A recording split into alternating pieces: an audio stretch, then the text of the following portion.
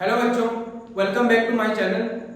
बच्चों, I hope आप बिंदास होंगे, मस्त होंगे, पढ़ाई भी मस्त चल रही होगी, प्रिपरेशन भी अच्छी हो रही होगी और मन ध्यान लगा के पढ़ रहे होंगे।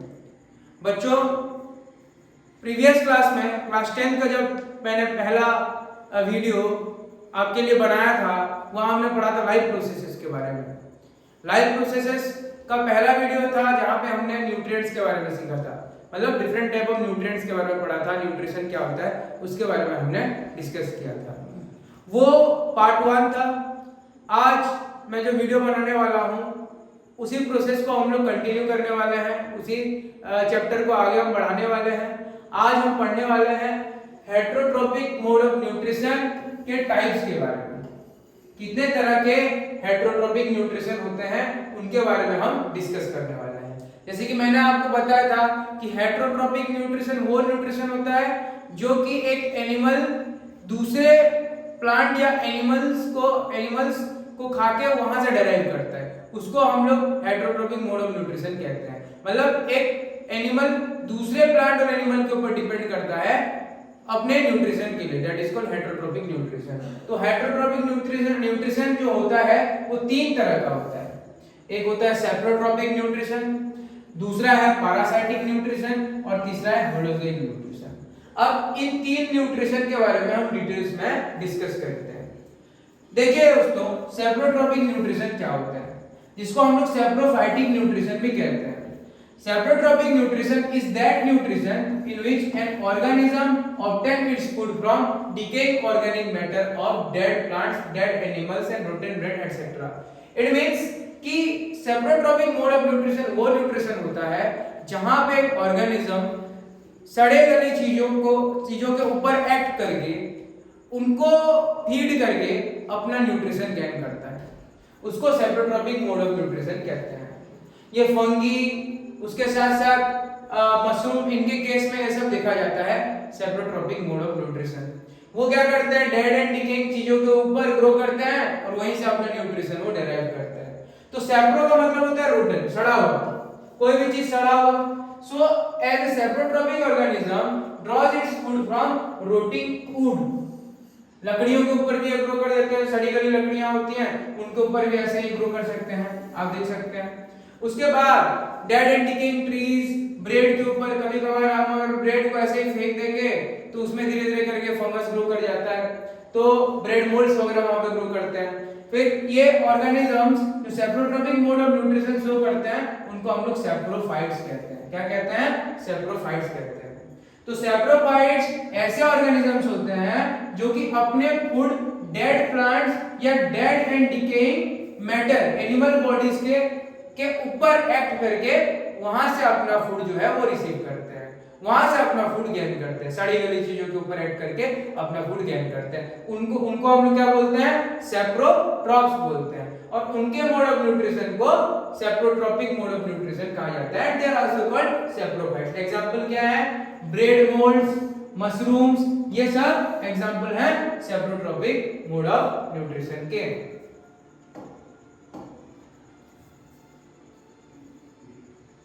नेक्स्ट, अब हम जो डिस्कस करने वाले हैं जिस न्यूट्रिशन के बारे में वो है parasitic mode of nutrition and that nutrition is parasitic mode of nutrition. So बच्चों, what do you mean by parasitic mode of nutrition? Parasitic mode of nutrition के बारे में आप क्या समझते हो? पैरासाइटिक मोड ऑफ न्यूट्रिशन क्या होता है? What do you mean parasite? आप देख सकते हैं ये राउंड वर्म है, this is a picture of round worm and round worm has a parasitic mode of nutrition. Round worm जो शो करता है वो parasitic mode of nutrition show करता है। अब पैरासाइटिक मोड ऑफ न्यूट्रिशन क्या होता है? The parasitic nutrition is that nutrition in which an organism derive its food from the body of another organism called its host without killing it। तो parasitic nutrition ऐसा nutrition होता है जहां एक organism अपना फूड डेराइव करता है, लेकिन कहां से डेराइव करता है? वो दूसरे ऑर्गेनिज्म के बॉडी के ऊपर बॉडी को कब्जा करता है, उसको हालांकि मारता नहीं बल्कि धीरे धीरे करके उसका न्यूट्रिशन वो खुद यूज करना शुरू करता है और वो ऑर्गेनिज्म को वो वीक कर देता है। उसी को पैरासाइटिक मोड ऑफ न्यूट्रिशन कहते हैं। जैसे राउंड वर्म्स क्या करते हैं कि फ्रीली हमारे इंटेस्टाइन में रहते हैं, एक पर्सन के इंटेस्टाइन में रह जाते हैं। मान लीजिए एक इंसान है, आदमी है, उसके इंटेस्टाइन में वो ग्रो करना शुरू कर देंगे फूड के साथ। हम लोग का जो न्यूट्रिएंट है वो यूज करना शुरू कर देंगे और उस तरीके से हम वीक हो जाएंगे क्योंकि वो हमारा न्यूट्रिशन यूज करना शुरू करेंगे। इस तरीके से एक प्लांट का भी एग्जांपल मैं आपको देता हूं जिसको हम कसकटा या फिर अमरबेल कहते हैं। ये क्या करते हैं, दूसरे होस्ट बॉडी, होस्ट का मतलब क्या होता है, जिन लिविंग ऑर्गेनिज्म के ऊपर, जिनके बॉडी के ऊपर ये कब्जा करेंगे ना पैरासाइटिक, उन्हीं को होस्ट कहा जाता है। उनके बॉडी के ऊपर ये रह जाते हैं और वो जो भी न्यूट्रिशन डराइव करते हैं उन न्यूट्रिशन को वो यूज करते हैं, उन्हीं न्यूट्रिशन को यूज करेंगे, खुद यूज करेंगे, खुद को मल्टीप्लाई करने के लिए, खुद का एनवायरनमेंट ग्रोथ करने के लिए। तो उन्हीं को क्या कहते हैं हम लोग, पैरासाइट्स कहते हैं और उन्हीं के मोड ऑफ न्यूट्रिशन को हम लोग पैरासाइटिक मोड ऑफ न्यूट्रिशन कहते हैं। ओके, तो पैरासाइट ऐसे ऑर्गेनिज्म, ऐसे प्लांट या एनिमल होते हैं जो क्या करते हैं, दूसरे लिविंग ऑर्गेनिज्म के बॉडी में रहते हैं, जिनको होस्ट कहा जाता है, और उन लिविंग ऑर्गेनिज्म के बॉडी में रह के उनके बॉडी से वो खुद के लिए बेनिफिट तैयार करते हैं। So let us proceed. So Plasmodium जो मलेरिया कॉज करता है ह्यूमन बीइंग में, प्लाज्मोडियम वो भी एक तरह का क्या है, पैरासाइट है। राउंड वॉर्म जो कि मैन में डोमेस्टिक एनिमल में पाए जाते हैं वो भी पैरासाइट है। तो I have already given you different example of parasites. So now we will move toward another mode of nutrition, that is holozoic mode of nutrition. And this is very important mode of nutrition क्योंकि हम human beings खुद holozoic mode of nutrition show करते हैं। तो holozoic mode of nutrition क्या होता है, let us study holozoic mode of nutrition in details. तो holozoic nutrition means feeding on solid food. solid food को खाना मतलब which may be a plant product or an animal product. हम जैसे complex food खाते हैं, हम रोटी खाते हैं, चावल खाते हैं, these are the complex food that we used to eat and it has various nutrients in it. तो उन्हीं solid food को खाना and most of the animals including human beings take the solid food into their body by the process of ingestion. अब ingestion क्या होता है, the mode of taking food inside the body, the mode of taking food by an organism inside the body, that is called what, that is ingestion. तो हम लोग क्या करते हैं, हम ह्यूमन बीइंग सॉलिड फूड खाते हैं एंड यही सॉलिड फूड क्या होता है, इंजेस्टेड हुआ, पहले हमने खाया, उसके बाद वो डाइजेस्टेड होगा, ब्रेकडाउन हो जाएगा सिंपलर सब्सटेंसेस में, फिर उसके बाद वो क्या होगा, हमारे इंटेस्टाइन में एब्जॉर्ब होगा, हमारे सेल्स वगैरह फिर उसे यूज करेंगे और जो फूड डाइजेस्ट हो जाता है वो तो हमारे बॉडी में यूज हो जाता है। लेकिन क्या आपको लगता है जितना भी हम खाना खाते हैं सब डाइजेस्ट होता है? जी नहीं, कुछ खाना ऐसे भी होता है, कुछ फूड ऐसा भी होता है जो कि हमारे बॉडी में अनडाइजेस्टेड फॉर्म में रह जाता है। तो वो जो अनडाइजेस्टेड फूड होता है या फिर अनअब्जॉर्ब फूड होता है वो हमारा body ingested, it means what, throw out कर देता है, बॉडी बाहर निकाल देता है उन चीजों को, क्योंकि वो हमारे बॉडी के लिए ठीक नहीं होती। So the holozoic nutrition is that nutrition in which an organism takes the complex organic food materials into its body. तो जो भी खाना खाता है, जो भी फूड खाता है, कॉम्प्लेक्स ऑर्गेनिक फूड होता है, बहुत सारी चीजें उनमें होती है और क्योंकि वे लिविंग ऑर्गेनिज्म से बॉडी से तैयार हुए रहते हैं उसीलिए उनको कॉम्प्लेक्स ऑर्गेनिक फूड कहा जाता है। अपने बॉडी में लेता है वो, तो बॉडी में जो हम लोग जो खाना खाते हैं, जो निवाला लेते हैं बॉडी के अंदर, उसी प्रोसेस को हम क्या कहते हैं, इंजेक्शन कहते हैं। As I told you earlier, क्या the mode of taking food inside the body, उसको हम लोग क्या कहते हैं, इंजेक्शन कहते हैं। So the ingested food is digested. अब जो ingested food, अब जब हम खाना खाया वो क्या होगा, हमारे बॉडी के अंदर जाके पचेगा, वो डाइजेस्ट होगा एंड देन एब्जॉर्ब, फिर हमारे बॉडी में फिर एब्जॉर्ब होगा और हमारे सेल्स उसे यूज करेंगे। तो जो अनडाइजेस्टेड अनएब्जॉर्ब फूड होता है वो हमारे बॉडी से बाहर निकल जाएगा। तो इसी प्रोसेस को हम लोग क्या बोलते हैं, होलोजिक मोड ऑफ न्यूट्रिशन कहते हैं। ये हम ह्यूमन बीइंग्स और बड़े-बड़े एनिमल्स में होलोजिक मोड ऑफ न्यूट्रिशन ही देखा जाता है। So these are the different type of heterotrophic mode of nutrition, okay, that we have discussed now. तो यहां पे देखिए ये जिराफ है, जिराफ ये holozoic mode of nutrition show कर रहा है, ये सॉलिड फूड खा रहा है, क्योंकि जिराफ यहाँ पे क्या लीव्स खाता है, पत्ता खाता है, वो भी कॉम्प्लेक्स फूड है, उसको खाता है, उसको फिर अपने बॉडी के अंदर डाइजेस्ट करता है और जो अनडाइजेस्टेड फूड होता है उसको वो बाहर निकाल देता है। इस तरीके से हेटेरोट्रॉपिक मोड ऑफ न्यूट्रिशन खत्म होता है। नाउ आज हम डिस्कस करेंगे और एक इंपॉर्टेंट टॉपिक के बारे में, न्यूट्रिशन इन प्लांट्स, कि प्लांट्स न्यूट्रिशन कैसे गेन करते हैं। हम तो ह्यूमन बींग्स न्यूट्रिशन गेन करते हैं, ठीक बात है, हमने किस तरीके से हमने किया, हमने पढ़ा, हमने autotrophic mode of nutrition discuss किया था, आपको याद होगा। Autotrophic mode of nutrition, autotrophic क्या होता है? ऑटोट्रोपिक मोड ऑफ न्यूट्रिशन ऐसा न्यूट्रिशन होता है जहां पे एक ऑर्गेनिज्म खुद का खाना खुद बनाता है। जैसे एग्जांपल हमने क्या सीखा था? ग्रीन प्लांट्स क्या करते हैं? फोटोसिंथेसिस करके अपना खाना बनाते हैं, सिंपल इनऑर्गेनिक मटेरियल्स को यूज करते हैं और उससे ऑर्गेनिक मटेरियल रेडी करते हैं। So let us now proceed to nutrition in plants. अभी हम न्यूट्रिशन इन प्लांट्स डिस्कस करेंगे कि पौधों में कैसे न्यूट्रिशन, वो पौधे कैसे न्यूट्रिशन, उनमें कैसे पोषण वो पाते हैं, कैसे करके खुद का ग्रोथ करते हैं, उसके बारे में हम डिटेल में आज डिस्कस करेंगे। सो जैसे ऑर्गेनिजम्स जैसे फूड ऑब्टेन करते हैं, प्लांट्स को भी फूड की जरूरत होती है। अब प्लांट्स को फूड की क्यों जरूरत होती है? क्योंकि प्लांट भी एक लिविंग बीइंग है, फूड खाएगा तभी तो उसको एनर्जी मिलेगी ना। एनर्जी क्या होती है? The ability to do work, ability to do work, काम करने की जो क्षमता होती है उसको हम एनर्जी कहते हैं। For their various metabolic activities, day to day activity जो भी प्लांट परफॉर्म करता होगा उसके लिए उसको क्या चाहिए? एनर्जी चाहिए, बिना एनर्जी के वो काम नहीं कर सकता। तो दो animals can move from one place to another, हमको पता है कि जो एनिमल्स होते हैं, जानवर होते हैं, वो एक जगह से दूसरी जगह को मूव करते हैं, लेकिन क्या प्लांट ऐसा कर सकता है? क्या प्लांट ऐसा नहीं कर सकता? जी नहीं। प्लांट क्या करता है? एक ही जगह खड़ा होता है, एक ही जगह स्टिल खड़े रहता है, एक ही प्लेस में, और वहीं पे रह के ही वो अपना फूड तैयार करता है, खाना बनाता है। तो ग्रीन प्लांट्स आर ऑटोट्रोपिक, हमने पढ़ा आगे, autotrophic self nutrition and synthesize their own food by the process of photosynthesis. अब ये फोटोसिंथेसिस क्या होता है? फोटोसिंथेसिस का मतलब होता है प्लांट का food making process by using sunlight in the presence of chlorophyll. तो क्या करेगा?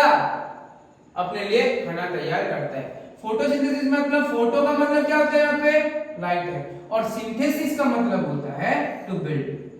तो लाइट के प्रेजेंस में प्लांट जो अपना खाना बनाता है सिंपल इनऑर्गेनिक मटेरियल्स को यूज करके, उसी को हम लोग फोटोसिंथेसिस कहते हैं। अब सिंपल इनऑर्गेनिक मटेरियल्स क्या क्या हो सकते हैं? ये हो सकता है कार्बन डाइऑक्साइड, ये हो सकता है वाटर, और उसके साथ साथ बहुत इंपॉर्टेंट चीज चाहिए होती है प्लांट को, वो होता है सनलाइट। वो क्या होता है? सनलाइट। अब सनलाइट जो लाइट एनर्जी होती है उसको हमारे लीव्स में जो पिगमेंट होता है क्लोरोफिल, वो क्या करता है? सनलाइट एनर्जी को ट्रैप करता है और उसको केमिकल एनर्जी में ट्रांसफर करता है। अब केमिकल एनर्जी में जब उसको चेंज करेगा, वही केमिकल एनर्जी यूज होगी ना फूड बनाने के लिए। तो इस तरीके से तो हमारा जो ग्रीन पिगमेंट होता है, जिसे मैंने बोला क्लोरोफिल, जो लीफ के सरफेस पे प्रेजेंट होता है उसको क्लोरोफिल बोलते हैं, ग्रीन पिगमेंट। उसीलिए तो लीफ ग्रीन नजर आता है। ग्रीन क्यों दिखता है लीफ? उसका कलर ग्रीन क्यों होता है? क्योंकि वहां पे पिगमेंट होता है क्लोरोफिल। अब क्लोरोफिल जो होता है ग्रीन कलर बॉडी में प्रेजेंट रहता है, जिसको हम लोग क्लोरोप्लास्ट कहते हैं। ये हमारे लीफ का, सेल का एक बहुत इंपॉर्टेंट पार्ट होता है क्लोरोप्लास्ट। उसी क्लोरोप्लास्ट के अंदर क्लोरोफिल पाया जाता है। क्योंकि क्लोरोफिल प्रेजेंट रहते हैं, क्लोरोफिल एक ऐसा पिगमेंट है जो कि प्लांट को ग्रीन कलर प्रोवाइड करता है, प्लांट को कलरफुल बनाता है। सो लीव्स के पास क्लोरोफिल प्रेजेंट रहता है। तो चलिए दोस्तों आगे बढ़ते हैं। So the process by which green plants make their own food like glucose from what? By using simple inorganic materials like carbon dioxide, water, by using sunlight energy in the presence of chlorophyll. That process is called what? That process is called photosynthesis. उस process को हम क्या कहते हैं? उस process को हम photosynthesis कहते हैं। तो फोटोसिंथेसिस जब होता है तो प्लांट एटमॉस्फेयर से कार्बन डाइऑक्साइड गैस यूज करता है, लेकिन रिलीज क्या करता है, ऑक्सीजन गैस को रिलीज करता है जब फोटोसिंथेसिस होता है ना। याद रखिए प्लांट हमेशा कार्बन डाइऑक्साइड को यूज करेगा और ऑक्सीजन को रिलीज करेगा। अब कार्बन डाइऑक्साइड प्लांट को कहां से मिलता है, कार्बन डाइऑक्साइड प्लांट को एटमॉस्फेयर से मिलता है। बिकॉज एटमॉस्फेयर में क्या होता है, air, and air is the mixture of gases, और वहां पे कुछ अमाउंट में कार्बन डाइऑक्साइड भी प्रेजेंट होता है। अब कार्बन डाइऑक्साइड जो एयर में होता है उसको प्लांट यूज करता है, उसके साथ साथ रूट से, जाइलम वेसल्स के थ्रू रूट से प्लांट क्या करता है, न्यूट्रिएंट्स एब्जॉर्ब करता है वाटर के साथ साथ। तो वाटर जरूरी है, वाटर के साथ साथ न्यूट्रिएंट्स एब्जॉर्ब करता है कहां से, मिट्टी से, सॉइल से। और लाइट एनर्जी तो आपको पता है, क्लोरोफिल होता है बोल के लाइट एनर्जी मिल जाती है। अब लाइट एनर्जी को सन का जो लाइट एनर्जी है उसको यूज करेगा, और किसके प्रेजेंस में, क्लोरोफिल के प्रेजेंस में। क्लोरोफिल कहां प्रेजेंट रहता है, लीफ के सरफेस के ऊपर क्लोरोफिल प्रेजेंट रहता है। अभी मैंने आपको बताया कि क्लोरोफिल का क्या काम रहता है। अब इन तीनों चीजों को यूज करके प्लांट फोटोसिंथेसिस करेगा, मतलब फूड बनाएगा, तो कौन से फॉर्म में बनाएगा, ग्लूकोज के फॉर्म में बनाएगा। C6H12O6 ग्लूकोज के फॉर्म में वो अपना फूड बनाएगा। और क्योंकि प्लांट कार्बन डाइऑक्साइड यूज करता है, यहाँ पे बायो प्रोडक्ट के हिसाब से ऑक्सीजन गैस रिलीज होता है। यहाँ पे बायो प्रोडक्ट के हिसाब से याद रखिएगा ऑक्सीजन गैस रिलीज होता है। तो इसी प्रोसेस को हम लोग फोटोसिंथेसिस कहते हैं, और ये प्लांट के ग्रीन लीव्स में होता है। ये प्रोसेस कहां पे होता है, प्लांट के ग्रीन लीव्स में ये प्रोसेस होता है, फोटोसिंथेसिस का प्रोसेस। तो carbon dioxide, water, light energy, chlorophyll के प्रेजेंस में फोटोसिंथेसिस हुआ, तो प्रोडक्ट क्या फॉर्मेशन हुआ, ग्लूकोज। ग्लूकोज प्लांट का फूड है, C6H12O6।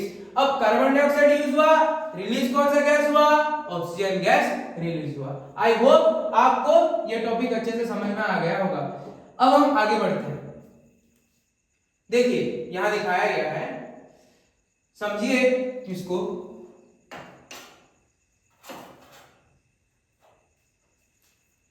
देखिए ये सन है, सन से प्लांट को सनलाइट एनर्जी मिल रही है। यहाँ पे क्लोरोफिल है, उसीलिए प्लांट का जो लीफ है ना वो ग्रीन नजर आ रहा है। तो यहाँ पे और यहाँ से ये रूट्स हैं, प्लांट के रूट्स हैं जो कि जमीन में अंदर है। यहाँ से प्लांट को क्या मिलता है, वाटर मिलता है, और वाटर में डिसॉल्व बहुत सारे सॉल्ट्स और न्यूट्रिएंट्स प्लांट को मिलते हैं वाटर से। अब ये वाटर से न्यूट्रिएंट्स लीव्स में जाएंगे, एटमॉस्फेयर से कार्बन डाइऑक्साइड मिलेगा प्लांट को। अब प्लांट को जितने भी रॉ मटेरियल्स की जरूरत थी, प्लांट को वो रॉ मटेरियल्स मिल चुका है, और वो कहां पे मिल चुका है, लीव्स तक का पहुंच चुका है। अब वो रॉ मटेरियल्स को प्लांट क्या करेगा, रॉ मटेरियल्स को यूज करके अपने लिए फूड तैयार करेगा, और इसी प्रोसेस को ही हम लोग फोटोसिंथेसिस कहते हैं। अब फूड बनेगा, अब फूड तैयार होने के बाद प्लांट के हर एक पार्ट में डिस्ट्रीब्यूट होगा। आगे आप पढ़ेंगे डिस्ट्रीब्यूट करने का काम कौन करता है, और उसी डिस्ट्रीब्यूशन प्रोसेस को हम लोग कहते हैं ट्रांसलोकेशन। उसको कहते हैं हम translocation, that is called translocation. आगे हम पढ़ेंगे ट्रांसलोकेशन क्या होता है। So carbon dioxide gas require है, चाहिए, क्यों चाहिए, फूड बनाने के लिए। वो प्लांट एयर से लेता है कार्बन डाइऑक्साइड। अभी कार्बन डाइऑक्साइड लीव्स के अंदर एंटर करता है छोटे छोटे पोर्स से। उन छोटे पोर्स को हम लोग क्या कहते हैं, स्टोमाटा कहते हैं। ये जो लीफ है ना, लीफ के सरफेस में छोटे छोटे पोर्स प्रेजेंट रहते हैं जो कि गैसेस एक्सचेंज में हेल्प करते हैं।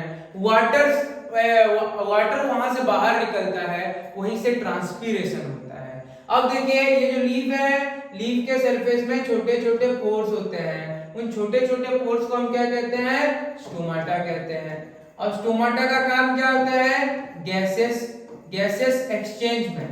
स्टोमाटा का काम होता है गैसेस एक्सचेंज करने का, और वाटर यहां से बाहर निकलता है। तो लीफ के सरफेस में वाटर ड्रॉपलेट्स होते हैं, कभी कभार आपने देखा भी होगा। तो वो जब लीफ के सरफेस से यहां से इवापोरेट होके एटमॉस्फेयर में चले जाते हैं, उस प्रोसेस को हम लोग बोलते हैं ट्रांसपीरेशन। उस प्रोसेस को क्या कहते हैं? ट्रांसपीरेशन कहते हैं। So water required for making food is taken from the soil. अब सॉइल से वाटर जाता है फूड बनाने के लिए, जो वाटर का रिक्वायरमेंट होता है प्लांट उससे सॉइल से एब्जॉर्ब करके लेके जाता है, और यही वाटर ट्रांसपोर्ट हो जाता है लीव्स तक का, और लीव्स तक का सॉइल से, रूट से। रूट्स वो जड़ क्या करते हैं, वहां से रूट हेयर्स होता है, वो ज्यादा सरफेस एरिया कवर करते हैं और वहां से वाटर को एब्जॉर्ब करके लेके लीव्स तक का पहुंचा देते हैं। समझ में आया? तो इसी प्रोसेस से क्या होता है? फोटोसिंथेसिस होता है। और आफ्टर फोटोसिंथेसिस बाय प्रोडक्ट के हिसाब से ऑक्सीजन गैस रिलीज होता है, जो कि हम रेस्पायर करने के लिए यूज करते हैं। देखिए दोस्तों, यहां क्या कहा गया है कि आप यहां देख सकते हैं कि the food prepared by the green leaves of A plant is in the form of simple sugar. देखिए फूड जो प्रिपेयर करता है ग्रीन लीव्स प्लांट के, वो कौन से फॉर्म में करते हैं? सिंपल शुगर के फॉर्म में करते हैं। अब सिंपल शुगर क्या है? ग्लूकोज। अभी आपको मैंने बताया। अब ग्लूकोज का फॉर्मूला क्या होता है? C6H12O6 ये होता है। और यही ग्लूकोज जो फूड के हिसाब से तैयार होता है प्लांट के बॉडी में, वो लीव्स में होता है, प्लांट के लीव्स में होता है फूड के हिसाब से तैयार। अब यही ग्लूकोज जो प्लांट के लीव्स में बना, उसको पूरे प्लांट क्या करता है? अपने पूरे बॉडी पार्ट में डिस्ट्रीब्यूट करता है। So the extra glucose is change into another food called the starch. देखिए कुछ ग्लूकोज को तो प्लांट या यूज कर लेगा अपने बॉडी में डिफरेंट मेटाबॉलिक एक्टिविटीज के लिए यूज कर लेगा, लेकिन कुछ ग्लूकोज ऐसे हो जाएंगे जो कि प्लांट अपने पास स्टोर करके रखेगा। अब वो कहां पे स्टोर करके रखेगा? लीव्स में स्टोर करके रखेगा, लेकिन कौन से फॉर्म में स्टोर करके रखेगा? याद रखिएगा, स्टार्च के फॉर्म में स्टोर करके रखेगा। तो ग्लूकोज और स्टार्च ये एक कैटेगरी ऑफ फूड्स है जिनको हम लोग बोलते हैं कार्बोहाइड्रेट्स। ये ग्लूकोज और स्टार्च क्या है? कार्बोहाइड्रेट्स हैं, कार्बोहाइड्रेट्स की कैटेगरीज है। अब ये जो कार्बोहाइड्रेट जो फोटोसिंथेसिस से प्रोड्यूस हुआ, उसमें क्या मौजूद है? केमिकल एनर्जी स्टोर होके है। तो ग्रीन प्लांट्स क्या करते हैं? ग्रीन प्लांट्स सनलाइट एनर्जी को केमिकल एनर्जी में चेंज करते हैं। क्या बनाने के लिए? कार्बोहाइड्रेट बनाने के लिए। मैंने आपको पहले भी बताया था कि जो सनलाइट एनर्जी होती है उसको हमारे प्लांट सनलाइट एनर्जी को केमिकल एनर्जी में चेंज करते हैं जब वो फोटोसिंथेसिस परफॉर्म कर रहे होते हैं तब। तो यहां पे आप देख सकते हैं कि फोटोसिंथेसिस से क्या होता है? प्लांट को एनर्जी मिलती है। अब एनर्जी मिलने से प्लांट क्या कर पाएगा? ग्रो कर पाएगा। तो बहुत सारे फूड्स प्रोड्यूस होते हैं, फूड ग्रेन्स, फ्रूट्स, वेजिटेबल्स, ये खाने से हमको भी एनर्जी मिलती है। So we will now describe what actually happens during the process of photosynthesis. जब फोटोसिंथेसिस होता है तो क्या होता है उसके बारे में अब हम डिटेल्स में डिस्कस करेंगे। देखिए फोटोसिंथेसिस जब होता है तो क्या क्या इवेंट प्लांट के अंदर होता है। पहला चीज है, प्लांट जब फोटोसिंथेसिस परफॉर्म करता है तो पहले करता है एब्जॉर्प्शन ऑफ सनलाइट, सनलाइट को एब्जॉर्ब करता है। क्लोरोफिल होता है, ग्रीन पिगमेंट सनलाइट को ट्रैप करता है। अब जो लाइट एनर्जी प्लांट के पास है अभी सनलाइट एनर्जी, उसको वो केमिकल एनर्जी में चेंज करेगा। किस एनर्जी में चेंज करेगा? केमिकल एनर्जी में चेंज करेगा। सनलाइट एनर्जी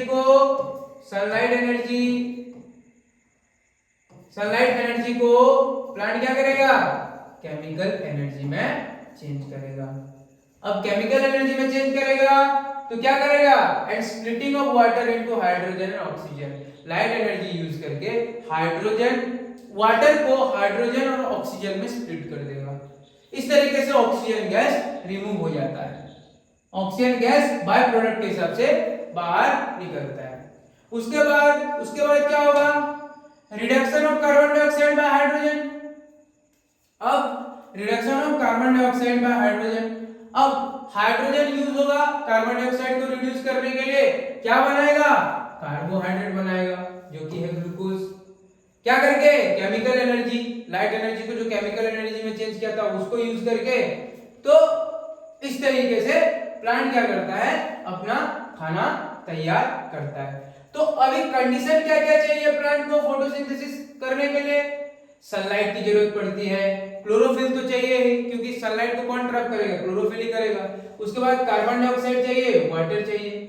तो बहुत सारे ऐसे एक्सपेरिमेंट्स हैं जो कि बताते हैं कि स्टार्च प्रेजेंट होता है हमारे लीव्स में। अगर आप दो पोटेड प्लांट्स लेंगे और उनको, एक प्लांट को क्या करेंगे, कुछ दिनों के लिए एक प्लांट को डार्क रूम में रख देंगे और एक प्लांट को सनलाइट के प्रेजेंस में रखेंगे। फिर बाद में कुछ दिनों बाद उन दोनों प्लांट को आप ऑब्जर्व करेंगे, उनके ऊपर आप, उनके लीव्स के ऊपर आप आयोडीन सॉल्यूशन, आयोडीन के कुछ ड्रॉप्स आप वहां पे डालेंगे। तो जिस लीव्स का कलर ब्लू ब्लैक कलर में चेंज हो जाता है, इट मींस व्हाट, कि वहां पे स्टार्च का प्रेजेंट होता है। और स्टार्च कहां पे प्रेजेंट होगा, जो सनलाइट में रखा गया था ना प्लांट, वहां पे स्टार्च प्रेजेंट होगा। तो उससे क्या पता चलता है कि वो जो प्लांट था वो फोटोसिंथेसिस कर रहा होता है। तो आई होप दोस्तों कि आज का जो सेशन है, आज का जो क्लास है, आपको बहुत पसंद आया होगा और इस तरीके से आप हमको प्यार देते रहिए। हम नए नए कॉन्सेप्ट्स आपके सामने लाते रहेंगे बहुत ही बेहतरीन तरीके से। अगर आपको ये वीडियो अच्छा लगा हो तो इसे लाइक, शेयर और सब्सक्राइब जरूर कीजिएगा।